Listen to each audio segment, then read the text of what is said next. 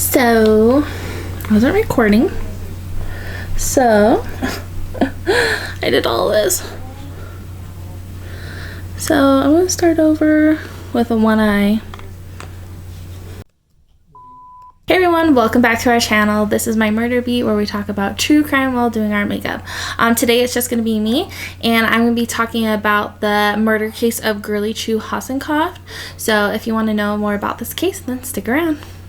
So Girly was born on August 27th, 1963 in Malaysia. She ended up meeting her husband in the United States. In the 1990s, she came here for like a visit, and then she ended up meeting her husband at SeaWorld, which I didn't know people met that way, but so yeah, they met at SeaWorld in the 1990s, and then they ended up getting married in 1993. They lived in Albuquerque, New Mexico. Girly was employed as a bank teller there. A little bit about her husband. Her husband's name is Hossencofft. That's wrong. I think it's Diazen though. So he was actually born Armand Chavez in Houston, Texas, and he was actually born on March 5th, 1965.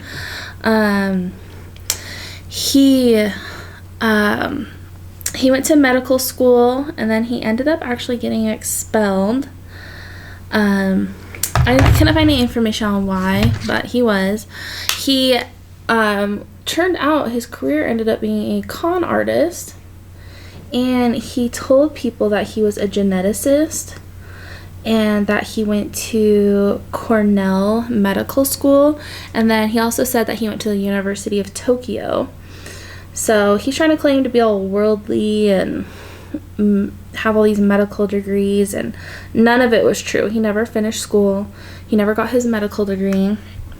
So what he ended up doing as a living, being a con artist, was telling people that he was a geneticist and that he had leukemia, and he actually cured himself. So if that isn't amazing, I don't know what isn't. So he also told people that he had like a youth serum.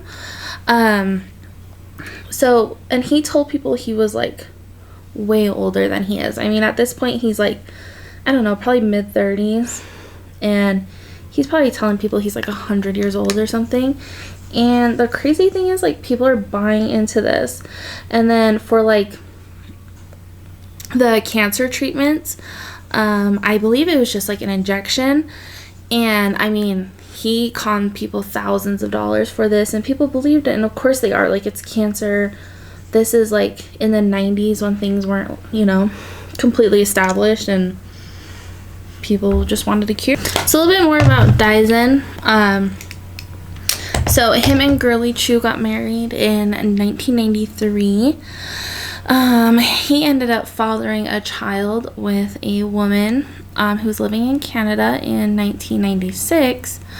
And I believe he ended up telling Girly that, I mean, she didn't know he had a kid till like years later, but he didn't tell her it was his. He said that it was like an orphan child they were going to take in because he needed them. So he never claimed that the actual child was his to her. So he just said, we're taking a child, and that's it. He was also engaged to 3 different women during the same time he was married to Girly and fathered a child with another woman. One of the women that he was engaged to was Linda Henning. So Linda Henning was born in Hollywood, California. She was born October 10th, 1953. So she was about 10 years older than Diazen and Girly She ended up becoming a fashion model, and then actually became a somewhat successful fashion designer. In 1999, that is when she met Diazen. So when she met Diazen, she actually was already engaged, and she quickly broke up her engagement to be engaged to Diazen. who was engaged to 2 other women and was married and had a child. So today I'm going to be using the Born This Way Too Faced foundation. I'm using the shade Snow. And then before I do that, I'm actually going to do some concealing with my little NYX concealing palette. I have some situations going on up here, and they need some help.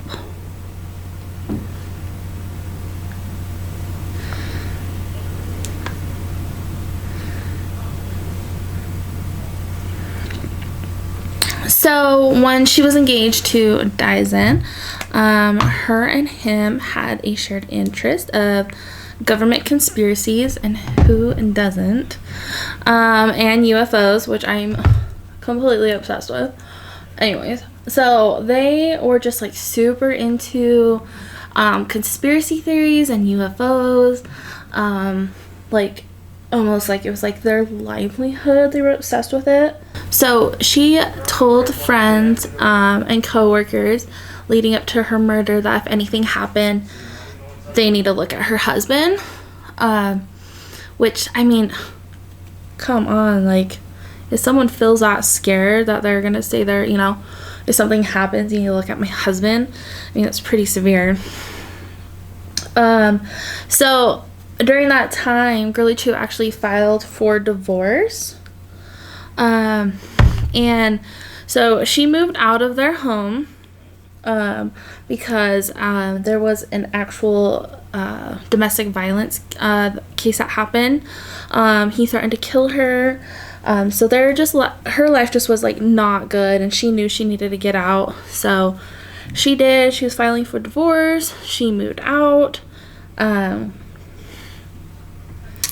So she moved out because she found out that her husband was not a doctor and that he was using a fake name.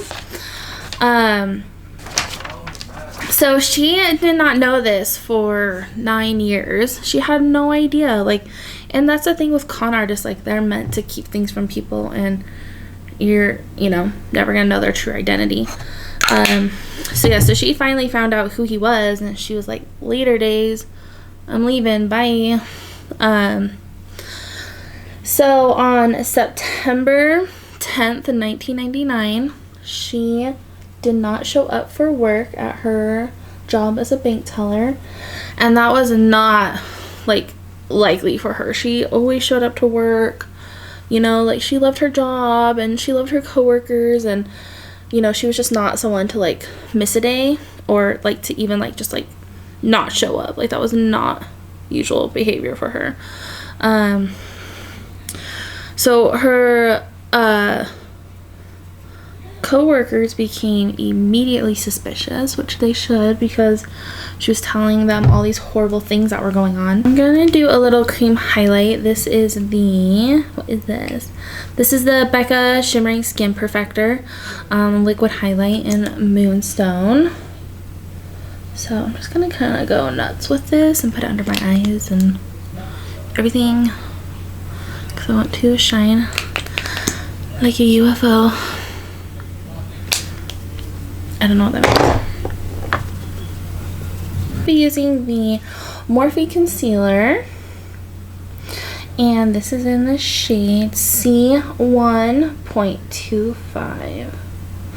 I love this concealer. I think it's such good coverage. I do notice if I have like really dry skin, it's probably not the best one to use, which I kind of have right now, but whatever. It'll be fine. Let's pick those patches up.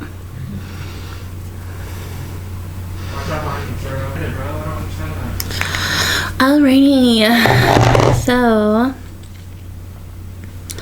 So the morning that Girly Chew went missing, or didn't show up for work, her coworkers immediately called the police and said she was a missing person. You know, they just had a super strong inkling. They definitely knew something was up, so they called it in right away. That day that Girly Chew went missing, her husband Dyson actually left for where'd he go? Charleston, South Carolina, like that same day. So that's not weird, you know, whatever, it's cool. I just decided to leave. So the police went to her apartment because she moved out and she was on her own because she was divorcing him. They noticed a smell of bleach, and then they did a luminol test, and they found a considerable amount of blood evidence. And then after that, people found tarps on the freeway. They were like gray tarps, and there was like blood all over and everything, and that ended up being Girly Chew's blood. Following the search of Girly Chew's apartment, the investigators decided to interrogate Linda Henning. So when they were investigating her, they asked if she knew Girly Chew, and she said no. She said that she didn't know that Diazen had a wife. She didn't know that she was missing. She also believed, or she claims that she believed, that she thought Diazen was like an accomplished doctor. So everything that he told her, she claims that she just, you know, believed everything, had no idea about his other life. She believed that, like, you know, she was the only one in his life. So then, during Girly Chew's trial against Diazen and Linda Henning, investigators showed that Linda had actually banked at the branch where Girly Chew worked, and that Girly Chew had actually been Linda's teller at one point. So I mean, just like, she knew who she was. She knew the story. I don't doubt that she had no idea. In Henning's home, because they searched Linda's house, investigators recovered a ninja sword in her attic, which was purchased the morning of Girly Chew's murder.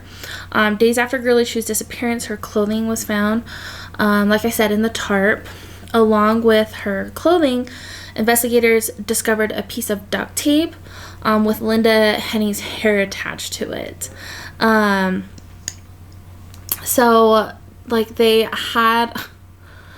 Linda is just claiming that she has no idea who Girly Chew is, and she knows exactly who she is. Like, it's just crazy. Like, you really think you're gonna get away with that? Okay, so for bronzer, I'm going to be using this one. This is the Park Avenue Princess bronzer from Tarte.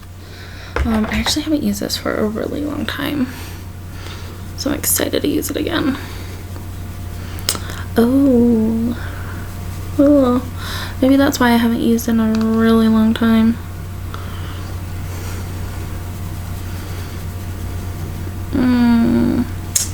Well, we're gonna make it work. I'm gonna be using these wispy lashes from Marital that I already used.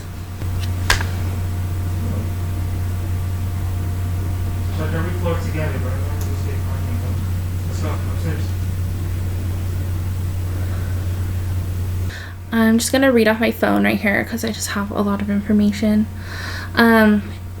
So Diazen actually ordered, or he asked someone to go ahead and kill his wife. Gets caught, of course. So during the trial, it gets brought up. He said that he agreed to let Bill Miller and his militia friends kill Girly Chew because they needed to practice killing humans before a final showdown with the emerging New World Order. Diazen, who worked on his master's degree in biology chemistry, although he lacked an undergraduate degree, said he didn't know his wife was going to be killed for certain, but admitted it was his job to enter her apartment at a pre-arranged time and make sure no physical evidence was left behind. So it looks like that biology degree came in handy when he used all that bleach. I don't know, that's probably not the same thing. So when he showed up, there was just blood everywhere, so he panicked. He ran back to his apartment and he got a vial of blood from an unidentified woman. So he said he was gonna like throw that over her apartment to throw off the police. He said he kept vial of bloods for research. So I don't know how many people gave him blood. Apparently he had a fridge full of it. He claimed that he diluted his blood from the refrigerator with acid and bleach, and that he thought that the police wouldn't be able to identify it as Girly Chew's blood, but of course they did.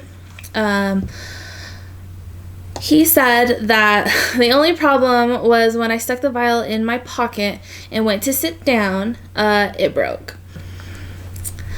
So the other vial of blood was belonging to Linda. He said he had to make a quick calculation here. He figured that the acid plus bleach would degrade the sequence enough to give you female DNA, but not a sequence to diagnose any one person. I'm using this e.l.f. So I'm using this e.l.f. Quad Blush palette. I've been using it every day since I got it, and I love it, and I've had it for quite a while. I will say that the pigmentation doesn't last too long throughout the day, so that's kind of my only thing with it, but like I don't think that's enough to, you know, hate it. I'm going to highlight with my Anastasia Beverly Hills Glow Kit palette. I am going to do a mixture of these two right here.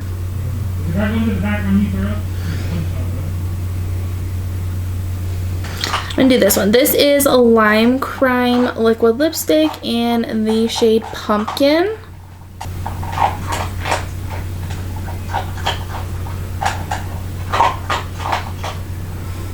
So when it came to Dyson, he claimed that he was the true mastermind. He claimed that Linda had nothing to do with Girly Chew's murder.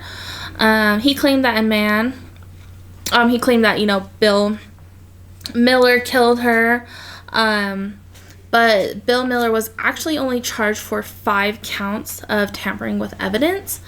And then on October 25th, 2002, Linda Henning was found guilty on first-degree murder. She was also convicted with kidnapping, conspiracy to kidnap, tampering with evidence, and 4 counts of perjury. Due to the special circumstances of felony murder and kidnapping, Linda faced the death penalty. Linda Henning's sentencing was held on April 18, 2003. Before her sentencing date, prosecutor Paul Spires wrote in his investigation report that Linda Henning had made statements that she had actually consumed the flesh of Girly Chew Hossencofft, and that as a consequence, her remains and body would never be recovered by authorities.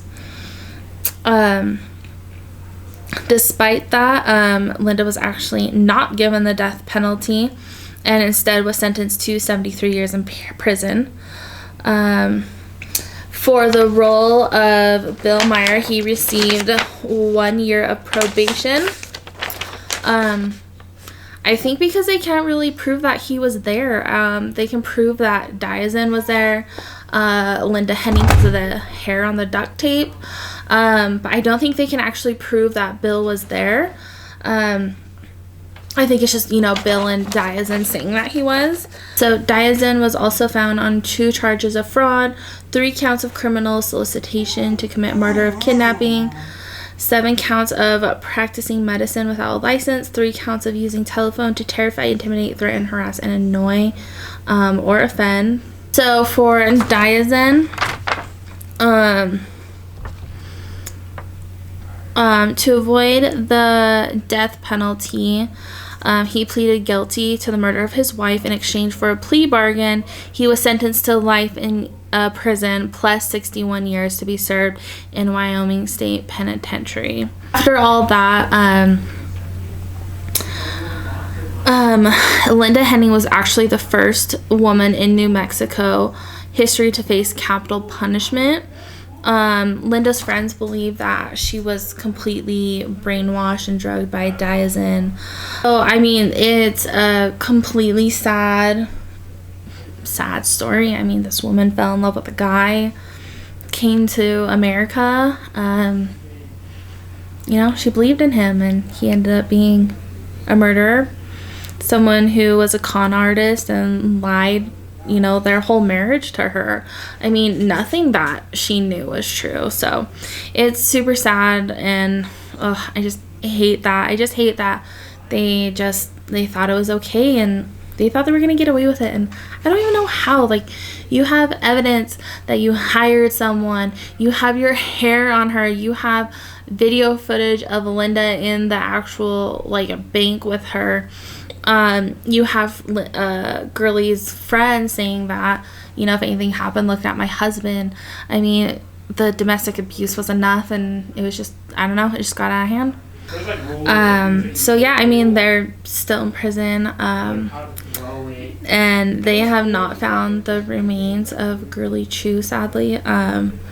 You know, they found those tarps with the blood on it, but they never found her actual body. And then who knows if the claims of Linda eating her flesh is true, saying that she'll never fully find Girly Chew. I don't know, but there's enough blood evidence to support that. Girly Chew is, you know, dead, and was probably dead on that day that they killed her because of all the blood in her apartment. So yeah, so that is the case of Girly Chew Hossencofft. Alright guys, this is the finished look. If you like what you see, don't forget to like and subscribe. You know, if you have any suggestions on true crime stories, please throw them at us. We have a really exciting case coming next week, so I'm super excited to talk about that. And yeah, we'll see you in the next one. Bye. A little bit of... Let's do Nas. No, Nas. I have to make a quick calculate. One more. Shine bright like a diamond.